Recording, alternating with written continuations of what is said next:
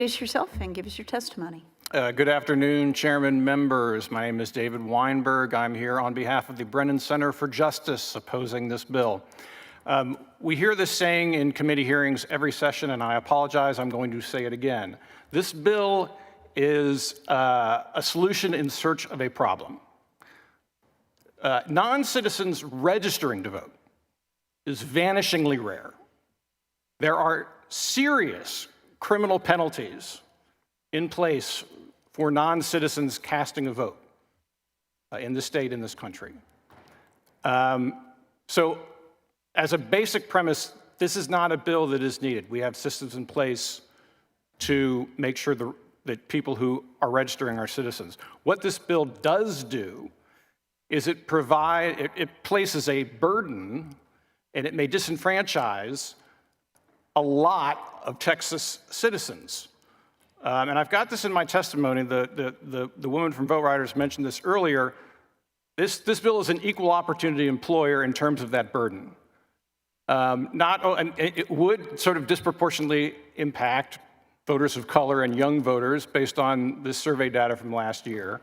But as others have mentioned, access to citizenship documents, more Republicans and more wealthy Texans seem to not have access to those documents than Democratic voters or lower income Texans.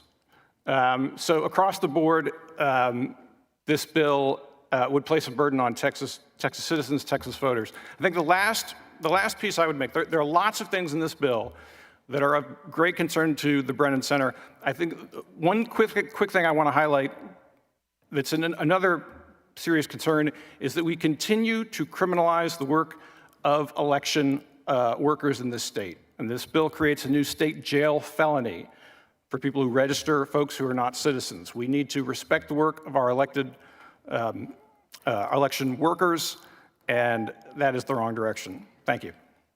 Thank you for your testimony. Members, are there any questions for this panel? Okay, Senator Hughes, you're recognized. Thank you, Madam Chair. I thank each witness for your testimony. And Ms. Fritz, I need to go back and watch the video, and if I erred. On the last panel, we were talking about how I think we all agree that, voting would be only for U.S. citizens. And what I meant to say was we differ about the details. I hope I didn't say quibble. If I did, I apologize. It wasn't my intent to be offensive. I haven't looked yet, so we'll see. But anyway, I apologize if it sounded like I said that. And Mr. Weinberg, thanks for your testimony. Your organization does a lot of research, puts out a lot of numbers that are often relied upon.